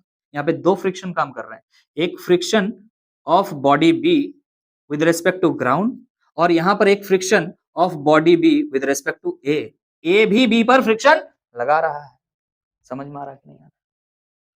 यहाँ दो फ्रिक्शन लग रहे हैं, एक due to ground and due to A. Clear है कि नहीं? तो ये जो रिक्वायर्ड फोर्स है, ये जो रिक्वायर्ड फोर्स है, ये कितना होगा? इन दोनों का सम के बराबर होगा। तभी तो अगर इतना फोर्स इधर से आप लगा दिए, तो आप इसको क्या कर सकते हैं? स्लाइड करा पाएंगे। मिनिमम पूछा है तो बराबर होगा, और अगर उससे ज्यादा हो जाए तो सिंपली स्लाइड कर जाएगा। समझ में आ रहा? मिनिमम का मतलब क्या होता है? इस इधर जितना फोर्स है, इधर उतना फोर्स है, मिनिमम वैल्यू है वो। उससे ज्यादा फोर्स लगाएगा तो ऑटोमेटिक स्लाइड हो जाएगा। यही बात कह रहा है। ये बॉडी ए था, ये बॉडी बी था, तो यहां पर जो रिक्वायर्ड फोर्स एफ है वो किसके बराबर होगा? Force of friction of B due to ground जी, force of friction on B due to A. तो कितना होगा? स्टैटिक फ्रिक्शन का वैल्यू निकाल दो, दोनों का स्टैटिक फ्रिक्शन का वैल्यू निकाल दो, अलग अलग करके निकालते हैं। चलिए इसको इस पर ध्यान देते हैं पहले। एफ बी जी, क्लियर है? क्या हो जाएगा? न्यू एस इंटू, कोई दिक्कत है? समझ में आ रहा है? इस पर जो नॉर्मल फोर्स है वो क्या होगा? सिर्फ बॉडी बी के बारे में बात हो रहा है। अगर बॉडी बी है तो ऊपर की तरफ नॉर्मल लगा रहा कौन? ये ग्राउंड लगा रहा है, नॉर्मल लगा रहा ग्राउंड, और नीचे की तरफ कौन सा फोर्स है? इसका वेट है mg। बोले क्लियर है कि नहीं है? बोलो हाँ कि ना? बोले सर इतना ही फोर्स नहीं है, नीचे की तरफ एक और फोर्स है, इसके ऊपर एक और ब्लॉक है, हाँ ना? समझ में आ रहा कि नहीं आ रहा? इसके ऊपर एक और ब्लॉक है, तो उस पर भी हमें ध्यान रखना पड़ेगा। ये एक और ब्लॉक है, ये ए। तो यहां पर जो फोर्स होगा वो नीचे की तरफ जो वेट लगेगा, सॉरी, वो क्या हो जाएगा? अगर इसका मास, ए का मास 100 केजी है और इसका मास 200 केजी, मतलब टोटल मास कितना हो गया इस ब्लॉक का? पूरा 300 केजी। मतलब mg जो आप यहां पर लिख रहे हैं वो m क्या है? 300 इंटू जी है। जी लगभग हम 10 ले रहे हैं फॉर सिंप्लिसिटी ऑफ कैलकुलेशन। तो यहां पर क्या हो जा रहा है? 3000 न्यूटन हो जा रहा है नीचे की तरफ। क्लियर है कि नहीं? समझ में आ रहा है? तो ये जो सरफेस है, ये सरफेस इस पर नॉर्मल लगा रहा होगा, और ये जो ए है, ये जो ए है, ये भी इस पर नॉर्मल लगा रहा है। समझ में आ रहा कि नहीं आ रहा? फिलहाल हमको ये सरफेस के बारे में बात करना। अगर ये सरफेस के बारे में बात कर रहा हूं तो ये सरफेस, अगर ये ब्लॉक बी होता, अगर ये ब्लॉक बी होता, तो यहां पर जो सरफेस है, ये सरफेस इस बी पर ही सिर्फ नॉर्मल लगाता, और ये नॉर्मल किसके बराबर होता? इसके बराबर। क्लियर है कि नहीं? तो यहां पर न्यू एस का वैल्यू ऑटोमेटिक दिया हुआ है, 0.3 यूज कीजिएगा इस सिचुएशन में, क्योंकि इस सरफेस के बारे में बात हो रहा है, इस सरफेस के बारे में बात हो रहा है। और एन का वैल्यू आप डायरेक्टली यहां पर क्या लगा सकते हैं? 3000 न्यूटन। तो 3 3 जा 9 हो गया बच्चा, और पॉइंट की वजह से तो 0 काट दीजिएगा, ये 900 न्यूटन आ रहा है, ये फ्रिक्शन का वैल्यू। अब इस पर आते हैं, किस पर ना? F force of friction on B due to A पर हम बात करेंगे। फॉर्मूला तो सर वही है न्यू एस इंटू एन, लेकिन यहाँ पर न्यू एस का वैल्यू क्या हो जाएगा, इस सरफेस पे ध्यान रखना है, तो इस सरफेस में न्यू एस का वैल्यू कितना है 0.2 है। अब नॉर्मल का वैल्यू क्या होगा, तो ध्यान दीजिएगा नॉर्मल का वैल्यू क्या है, नॉर्मल का वैल्यू क्या है, ध्यान दीजिएगा ये ए ब्लॉक है और ये ए ब्लॉक बी ब्लॉक पर क्या लगा रहा है, नॉर्मल लगा रहा है, उसके बारे में बात हो रहा है। ये मान लेते हैं बी ब्लॉक है, तो ए ब्लॉक बी ब्लॉक पर क्या कर रहा है, नॉर्मल लगा रहा है, ये नॉर्मल है, क्लियर है कि नहीं। और ये इधर इधर लग रहा है फ्रिक्शन, तो ये नॉर्मल असल में क्या लगा रहा है, यहाँ पर नॉर्मल क्या है भाई साहब, इसका वेट इस पर आ रहा है, आप कह सकते हो इसका वेट ही तो है, ये जो इस पर लगा रहा है वो नॉर्मल है, और ये नॉर्मल किसके बराबर होगा, mg यहाँ पर जो m है वो किसका m है, मास ऑफ a जो है b पर लगा रहा है, mass of a is 100 into G को सिंप्लिसिटी के लिए 10 ले लिया है, तो कितना है 1000, समझ में आ रहा कि नहीं, ये 1000 न्यूटन है, तो यहाँ पर n का वैल्यू कितना लिखेंगे 1000 न्यूटन, और ये 1000 न्यूटन मतलब कितना हो गया 1 into 2 200 न्यूटन हो गया, और टोटल फ्रिक्शन आपको निकालना है, यहाँ पर यहाँ से 900 दिख रहा है और यहाँ से 200 दिख रहा है, that is 900 plus 200 that is equal to 1100 newton, this is your answer 1100 newton, ये ऑप्शन सी में दिख रहा है हमको, क्लियर है, समझ में आया, ऐसे अलग अलग करके कर लीजिएगा और उसके बाद बैठा दीजिएगा, बोलिए सिचुएशन समझ में आ गया है, क्लियर है। चलिए अब हम नेक्स्ट क्वेश्चन की तरफ आगे बढ़ेंगे, ध्यान, अब हम नेक्स्ट क्वेश्चन की तरफ आगे बढ़ रहे हैं, ध्यान दीजिएगा। ये एक इंक्लाइंड सरफेस है, इस पर एक ब्लॉक रखा हुआ 5 kg का, और ये जस्ट टू स्लाइड है। इस सिचुएशन में आपको बोला गया ये जो सरफेस है इंक्लाइंड सरफेस, इसका कोफिशिएंट ऑफ स्टैटिक फ्रिक्शन कितना है, तो कैसे निकालेंगे, हमें पता है coefficient of static friction is equal to क्या होता है, टेन थीटा या tan alpha, angle of repose है ये जो आपको दिख रहा है ये क्या है, एंगल ऑफ रिपोज, और एंगल ऑफ रिपोज को यहाँ पर हम कनेक्ट कर रहे हैं न्यू एस के साथ, so it is given 10 √3 is sorry क्या हो जाएगा 30 डिग्री, और 30 डिग्री का वैल्यू होता है 1/√3, so coefficient of static friction is equal to क्या हो जाएगा 1/√3, ऑप्शन ही नहीं दिया था, मतलब सवाल इस तरह से भी हो सकते हैं, सवाल में हमेशा न्यू एस का वैल्यू दे ही देगा जरूरी नहीं है, तो आपको कभी कभी निकालना पड़ सकता है, अगर निकालना पड़ेगा तो इस टेक्निक का यूज करेंगे, इसी पे बेस्ड नेक्स्ट सवाल हम लेंगे। अब हम नेक्स्ट प्रॉब्लम की तरफ आगे बढ़ रहे हैं, क्वेश्चन नंबर 6, बहुत ही अच्छा सवाल है, ध्यान से सीखिए, बहुत जगह अप्लाई कर पाइएगा, यहाँ से जो भी सीखिएगा, क्या है, एक इंक्लाइंड प्लेन हमने लिया, इंक्लिनेशन कितना है थीटा है, ये बता दे रहे हैं, ये जो इंक्लिनेशन है, जो भी इसका टोटल लेंथ है उसका हाफ जो है वो रफ है और हाफ क्या है स्मूथ है। इस इंक्लाइंड प्लेन पर जो है एक ब्लॉक टॉप पर रखा हुआ है, ये यहां से चलना स्टार्ट करता है, कहां से चलना स्टार्ट करता है, रेस्ट से, अभी रेस्ट पर है, चलना स्टार्ट करेगा और लास्ट में यहां जब जाएगा बॉटम पे जब पहुंच जाएगा तब भी क्या आ जाएगा, रेस्ट पर आ जाएगा, क्लियर है कि नहीं, रेस्ट से चलना शुरू करता है और फिर यहां वापस रेस्ट पर आता है, लेकिन ध्यान रखिएगा ये जो सरफेस है दो हिस्सा में बटा हुआ है, एक रफ हिस्सा है और एक स्मूथ हिस्सा, हाफ जो है रफ है और हाफ स्मूथ है, तो क्या पूछ रहा है सवाल देखिएगा, coefficient of friction of the lower half, भाई स्मूथ वाला का कोफिशिएंट ऑफ फ्रिक्शन क्या है 0 है, लेकिन ये जो रफ हिस्सा है इसका कोफिशिएंट ऑफ फ्रिक्शन होगा ना, और कोफिशिएंट ऑफ फ्रिक्शन कितना है वही पूछ रहा है तुमसे, कि ये जो रफ हिस्सा है इसका कोफिशिएंट ऑफ फ्रिक्शन कितना होगा, ये जो फ्रिक्शन है इसका वैल्यू ऑप्शन में दिया हुआ है क्या है, एक एक करके चर्चा करते हैं। हम पहले बात कर लेते हैं अपर हाफ का जो कि स्मूथ है, ठीक है, देखिए ध्यान से, अपर हाफ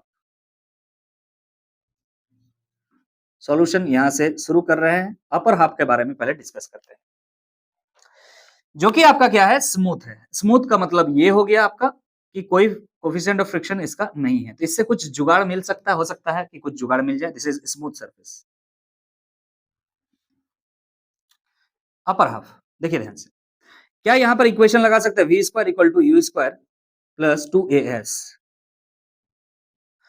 तो आप कहिएगा जरा ध्यान से, इसका इनिशियल वेलोसिटी यहां पर क्या है 0 है, तो यहां पर 0 पुट कर दिया, यहां पर फाइनली 0 होगा क्या, जरूरी नहीं, फाइनली मतलब यहां पर पहुंच रहा है, समझ में आ रहा है, रफ जहां पर सॉरी स्मूथ जहां खत्म हो रहा है मतलब ये वाला पॉइंट है, यहाँ पे तो 0 नहीं होगा ऑब्वियसली, कितना होगा वो निकालना चाह रहे, कितना होगा वो निकालना चाह रहे, प्लस 2 ए की जगह क्या होगा, ध्यान से सुनिएगा बाबू रे, ग्रेविटेशनल एक्सेलरेशन डाउनवर्ड क्या होता है जी होता है, और इधर क्या होता है जी साइन थीटा होता है, तो सर कैसे पता आपको, क्योंकि हमें पता है ये थीटा है, तो इधर क्या होता है जी कॉस थीटा, अगर ये जी कॉस थीटा अगर थीटा है तो जी कॉस थीटा, इधर क्या होता है जी साइन थीटा, तो जी की जगह हम क्या लिखेंगे यहाँ पे जी कॉस थीटा लिखेंगे, सॉरी साइन थीटा लिखना होगा।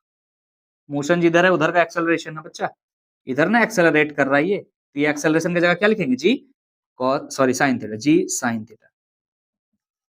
और ये क्या है, डिस्प्लेसमेंट है एस। तो मान के चलते ये जो टोटल लेंथ आप देख रहे हैं, इस पूरा लेंथ को हम अगर एल माने तो हाफ है ये, तो हम मान लेते हैं यहाँ पर क्या हो जाएगा, L/2 हो जाएगा। बोले क्लियर है कि नहीं? अरे समझ में आ रहा है कि नहीं? तो यहां से तुम्हारा क्या निकल करके आ गया, वी स्क्वायर इक्वल टू, यहाँ 2 और 2 कैंसिल हो जाएगा, तो आ जा रहा है यहाँ से यहाँ पर जी है, एक एल है, जी एल साइन थीटा। ये वी स्क्वायर का वैल्यू लेकर के रखें। बोलने का मतलब ये क्या है, यहाँ का वेलोसिटी, इस जगह का वेलोसिटी। बोलिए क्लियर है, समझ में आ गया है? चलिए अब हम अपर हाफ के बारे में बात करेंगे। ये अपर हाफ हो चुका है, लोअर हाफ के बारे में बात करेंगे। देखिए ध्यान से, lower half same formula put कीजिए, क्या है ना, V square equal to U square plus 2as। ध्यान दीजिएगा, v मतलब फाइनल वेलोसिटी। अरे भाई यहां से चलना शुरू करेगा, यहां जाएगा, यहां जाकर के क्या हो जाएगा, रेस्ट पर आ जाएगा, मतलब फाइनल वेलोसिटी इसका क्या है, 0 है। बट इनिशियल वेलोसिटी क्या है भाई साहब, यहां से चलना शुरू हो रहा है, यहां का वेलोसिटी ऑलरेडी निकाल चुके हो। क्लियर है कि नहीं? ये जो v है इसके लिए क्या है, u है, तो यहां पर क्या हो जाएगा, G L sine theta plus 2 लिख दिया हमने। ए के बारे में बात करें, बिल्कुल स्क्वायर नहीं होगा, ये v स्क्वायर है, यहाँ u स्क्वायर का वैल्यू बेटा है। क्लियर है कि नहीं है? यहाँ पे ध्यान दीजिएगा, 2 का 2 लिख दिया। ए एक्सेलरेशन क्या होगा इसके बारे में बात कर रहे हैं, ध्यान दीजिएगा। हम साइड में चलते हैं, यहाँ पर चलते हैं, साइड में बता देते हैं। ये एक्सेलरेशन क्या होगा इस जगह पर, तो ध्यान दीजिए, ऑब्जेक्ट अभी यहां पर है, इसका एक्सेलरेशन लेट सपोज ए है, ये कितना होगा इसके बारे में बात करें। तो ध्यान दीजिए, इस समय क्या क्या फोर्स इस पर लग रहा है बच्चा, इधर क्या लगता है सर, mg लगता है, इधर क्या लगता है सर, mg cos थीटा लगता है, बिकॉज दिस इज थीटा, ये थीटा है तो ये भी थीटा होता है। इधर क्या हो जाएगा सर, mg साइन थीटा। और क्या क्या फोर्स लगे, बोले सर रफ, रफ का कहानी यहां से स्टार्ट हो चुका है। अगर रफ का कहानी यहां से स्टार्ट हो चुका है तो एक फ्रिक्शन लगता है ऑपोजिट डायरेक्शन में, और ये चूंकि मूव कर रहा है तो कौन सा फ्रिक्शन, काइनेटिक फ्रिक्शन लग रहा है। So here it is Fk and Fk is nothing but nu k into n, isn't it? Nu k into n। और यहां पर n क्या है, n आराम से निकाल सकते हैं। n क्या है सर, n इक्वल टू क्या है, mg cos theta, n equal to mg cos theta. Clear है कि नहीं, कोई दिक्कत नहीं, जहां बैठाना पड़ेगा n का वैल्यू mg cos थीटा बैठा देंगे। बोलिए समझ में आ गया है? चलिए एक्सेलरेशन निकालेंगे, कैसे निकाल सकते हैं बताइए जरा। Supporting force minus opposing force equal to ma। तो इस एक्सेलरेशन को सपोर्ट करने वाला फोर्स क्या दिख रहा है आपको, mg sin theta minus opposing force क्या है, Fk is equal to ma, mass of the body m और एक्सेलरेशन a। ये एक्सेलरेशन हमको निकालना है। क्लियर है कि नहीं? वो जो मंत्र आपको बताया ना, हर जगह एप्लीकेबल है, ठीक है कि नहीं? चलिए ध्यान से देखिएगा, यहां पर दिख रहा है mg sin theta minus Fk, Fk equal to mu K into N, और हम यहां लिख सकते हैं new K into N, N का मतलब क्या है, mg cos theta is equal to क्या हो गया, ma। ध्यान दीजिएगा, यहां से m काट दिए, यहां से m काट दिया, यहां से m काट दिया, तो a निकल गया आपका, a is nothing but, g दोनों में दिख रहा है, g कॉमन ले लीजिए, क्या आ जाएगा, sin थीटा माइनस न्यू के cos theta. So this is the acceleration of the object. This is the acceleration of the object in this condition. ये जो एक्सेलरेशन है उसे हम क्या बैठाना पड़ेगा, 2 का 2 बैठा दिए, वो एक्सेलरेशन आपको दिख रहा क्या है, g sign theta minus new के cos थीटा। क्लियर है कि नहीं? और डिस्प्लेसमेंट क्या है, देखिए ध्यान से, टोटल हमने क्या माना था, l, तो यहां से यहां तक कितना हो चुका है, L/2, तो बचा हुआ कितना है, L/2, तो यहां पर आपका L/2 हो जाएगा। बोलिए क्लियर है कि नहीं? क्लियर है, समझ में आ गया है? अब इसको सॉल्व कीजिए, ध्यान से देखिएगा, यहाँ जी एल साइन थीटा है, यहाँ पर 0 है, equal to G L sine theta. ध्यान दीजिएगा, यहाँ प्लस है, अच्छा 2 है बच्चा, ध्यान देखो, ये 2 और 2 कैंसिल कर दिए, यहाँ एल दिख रहा है, यहाँ जी दिख रहा है, मतलब जी एल ही है, जी और एल साइन थीटा, अगेन जी एल साइन थीटा। यहाँ पर क्या है, माइनस है, जी L mu K cos theta minus minus G L आएगा, ठीक है, न्यू के कॉस थीटा आएगा, ठीक है।